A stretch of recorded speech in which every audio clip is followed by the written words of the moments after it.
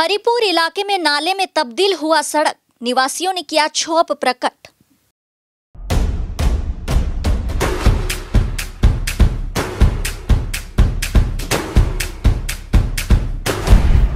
Stay tuned.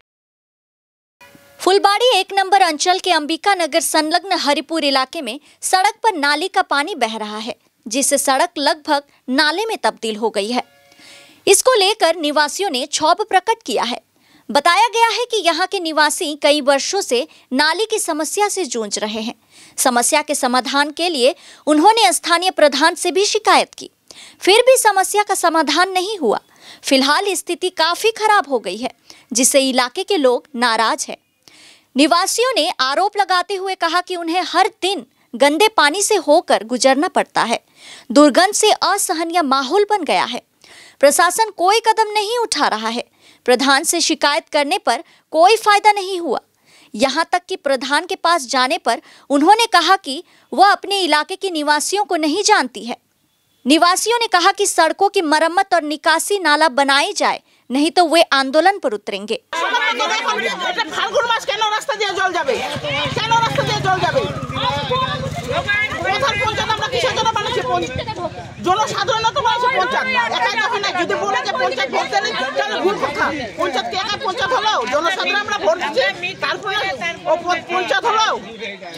हाँ, तो गौतम देव बाबू आसছিলেন বলছিলেন যে এইটা আগেই হবে, এই কালভারটা সেকশন মানে আগেই হবে, কিন্তু আসে গেলেন উনি এত 10 সাল হয়ে গেল কিছু হইল না।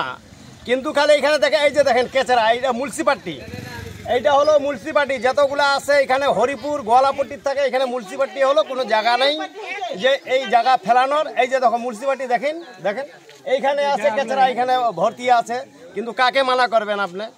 সব জায়গায় ফেলে দাদা, কোথায় ফেলবো? এখানে কোনো পঞ্চায়েত আসে না কিছু আসেন, খালি বলতেছেন যে হ্যাঁ হবে, খালি দীর্ঘদিন থেকে আশা দিচ্ছে কাজ হবে, কিন্তু হচ্ছে না। দেখুন এই লানা, এই যে ড্রেন দেখুন, ওই যে সামনে আছে, কিন্তু বলতেছে খালি হবে। কবে হবে বলেন তো, কবে হবে? আমরা বহু বছর ধরে বহুবার প্রধানের কাছে গেছি, প্রধানের কাছে কাগজ জমা করেছি। প্রধান বারবার বলেছে আমাদের কাছে লোক নেই, করে দিব করে আজকে বহু বছর ধরে এরকম হচ্ছে। এইবারও আমরা কিছুদিন যাবৎ গিয়ে আমরা কাগজ জমা করে আসছি। ওনার কাছে হাত জোর করে আমরা সব মহিলারা গিয়ে রিকোয়েস্ট করলাম যে কমসে কম পরিষ্কার করে দেন, আপনি 2 দিন পরে আমাদেরকে ঠিক করে দেন। ঠিক আছে, ওনারা বহুবার আইসে আমাদেরকে বলছিল প্রথমে যে আমরা এসে ঠিক করে দেব, আপনারা আমাদের উপর ভরসা রাখেন, করে দেব। তারপরে করেনি। তারপরে গিয়ে আমরা সব মহিলারা মিলে ওনার কাছে কাগজ জমা করেছি। কাগজ জমা করে উনি আমাদেরকে চিনতেই তো পারে না। আমাদের ভোটে জিতেছে, কিন্তু আমাদেরকেই চেনে না, বলে আমরা কোথাকার লোক। এই হলো আমাদের প্রধান, যে কিনা হরিপুর। আমি বললাম যে কমসে কম একবার গিয়ে আপনি আমাদের ওই জায়গাটা ভিজিট করে আসেন, যে আমরা কি পরিস্থিতির মধ্যে চলাফেরা করছি। উনি আজও পর্যন্ত আসার সময়টা পায়নি। इस संबंध में पंचायत सदस्य सुप्रिया विश्वास ने कहा कि प्रधान को कई बार कहा गया, लेकिन कुछ नहीं हुआ। इसके बाद इलाके की समस्या से जिला परिषद को अवगत कराया गया।